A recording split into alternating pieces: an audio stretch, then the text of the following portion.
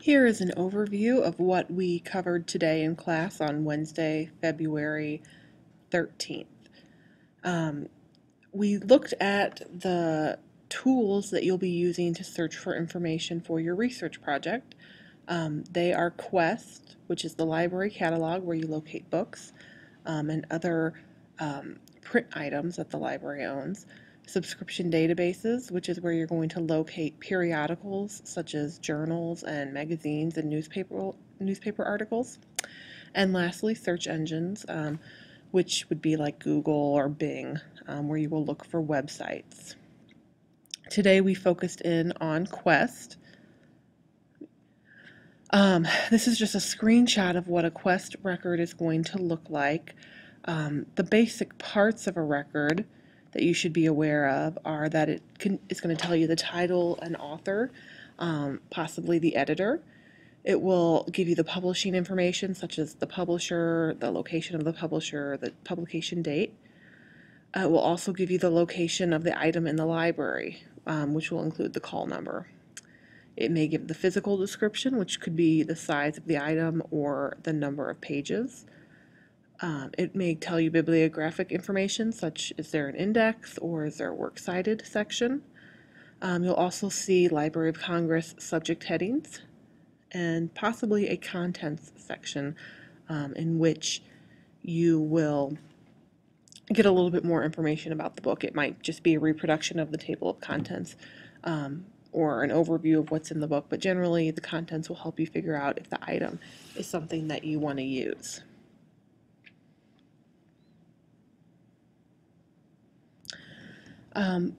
As part of groups, everybody participated in a couple activities that are in the textbook. The first activity that we did looked at Quest. So let's go to that activity. It's going to be in Chapter 4 in the textbook under Student Activities, and it's called Quest. In this activity, let me scroll here. Basically, there were 5 questions about a record, and you can see the record down here. You can scroll through the record like so, but you'll want to look for the answers to the 5 questions that are within this activity so that you can learn how a record is laid out and what kind of information you can find there.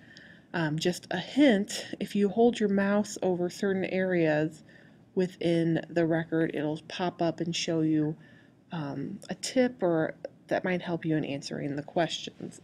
You'll want to write these 5 questions down on a piece of paper and either email it to me before class on Monday, February 18th, or bring it with you to class on February 18th. After completing the Quest activity, we looked at call numbers a little bit more closely. Call numbers are going to be the address for an item, essentially. It's going to be where it's located in the library.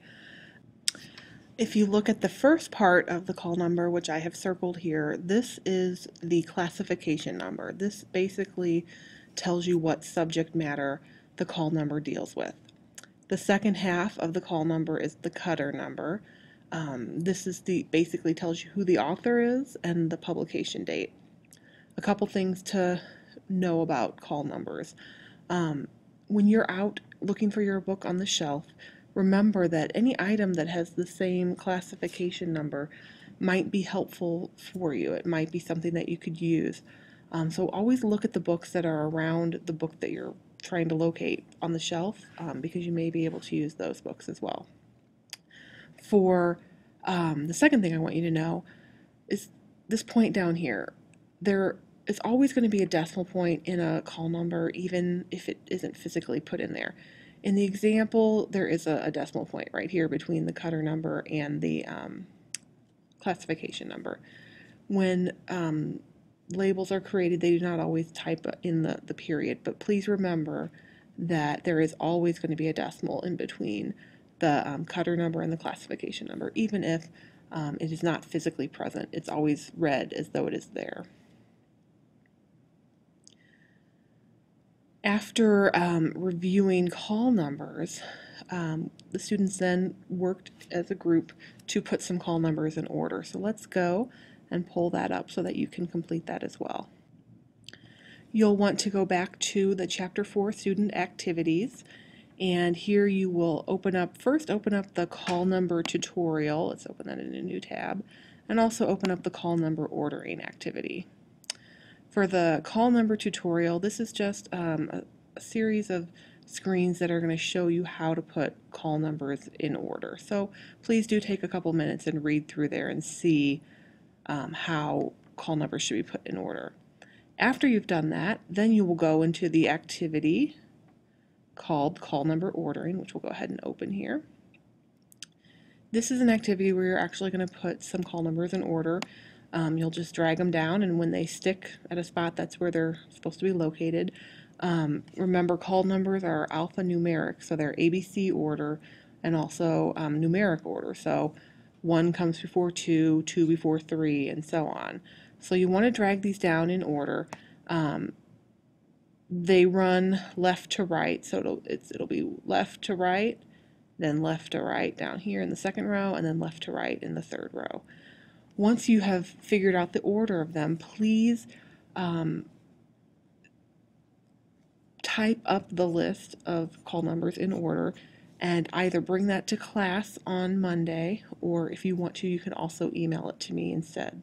But this activity, along with the quest activity, do need to be turned in if you want to receive the 5 points for the in-class activity that was done today. All right, let's take a look at your homework assignment. It will be due next Monday, February 18th. The homework is located in the folder for today. The homework is called Search Set Worksheets. What you should do is create 4 search sets using the search terms that you have created in your word bank. If you need to access your word bank, there are instructions to do so right here. You can reopen up the assignment that you did that the word bank is in Blackboard. You'll just want to do it in a different tab or a different window so that you can have it open along with this assignment. But once you've figured out what 4 word or search sets that you want to do, you'll go ahead and click on here, continue, and then go ahead and fill in your answers. The first answer is going to be whatever your topic is, and the second one is going to be your 4 search sets. Remember, your search set should contain and, or, and not.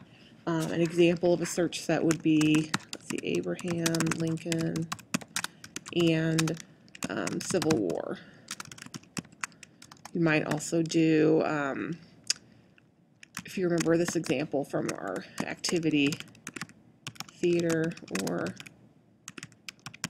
theater, different spellings, and musical. So you can have as many of your words from your word bank in a search set as you would like, but there should be at least 2, as in this example. If you have unit search terms, remember to put them inside quotation marks, and make sure every search contains one of the Boolean operators and, or not. Please feel free to email me with any questions or send me your search sets before you turn them in if you'd like me to give you some feedback.